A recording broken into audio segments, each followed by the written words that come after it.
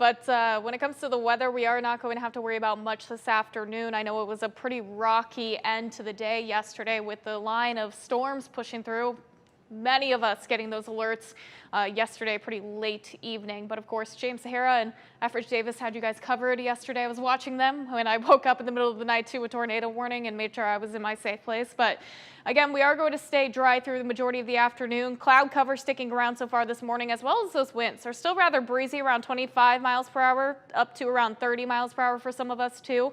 Those winds should calm down continuing through the morning and especially going into this afternoon. We'll see those gusts calm to around 20 miles per hour and then eventually getting down to like 15 miles per hour. So not too bad for us, but that's all just in time for our next system to swing in. But this afternoon we should stay dry. But let's take a look at that rainfall that we did see yesterday. Almost all of us got a nice drink, at least around 1/4 of an inch to 1/2 of an inch, it looks like, for most of our hometowns. But where we do see these pockets of yellow, that's some brief downpours that did bring in around an inch for some of us. So again, good to see there. But when it comes to those storm reports, most of the reports we did see were about damaging winds and hail. But again, central Iowa did not get as lucky. Devastating news from Iowa, where they did see a couple big tornadoes, even one that took the lives of 6 people so far that we do know of.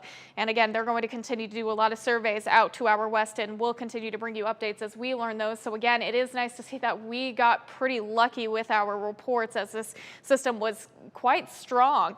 But we are going to stay dry. Again, we're seeing that cloud cover kind of stick around a lot of our hometowns as we get that light from the sun to be able to show us on satellite what's going on. But we should get some peaks of sunshine into the afternoon.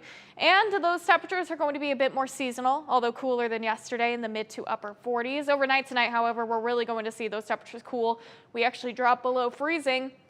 And here's that next system. As early as 9-10 o'clock tonight, we'll start to see our southern hometowns see a rain-snow mix, and then it's going to transition to mainly snow as we get into the overnight hours. The brunt of the snow is going to fall just after midnight. Once we get to your early morning commute, it'll start to become more scattered. Could be dealt with a couple more snow showers, but still tomorrow morning, plan ahead. Give yourself a couple extra minutes out there on the road because there are likely going to be some slick spots during your commute. But by Monday afternoon, we'll dry things out and your evening commute should be a lot better, although it is going to be chillier tomorrow with highs in the mid-30s.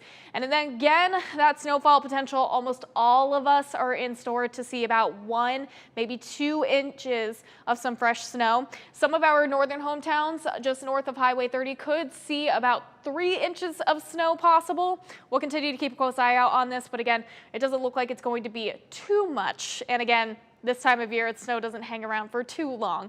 We'll start to see those warmer temperatures help melt it off.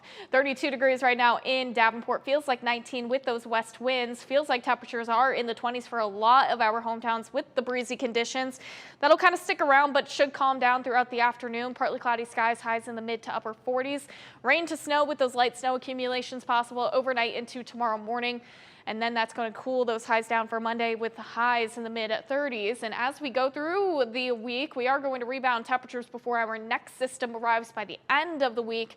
That'll cool highs down into the beginning of next weekend. David? All right, Morgan, thank you. When it comes to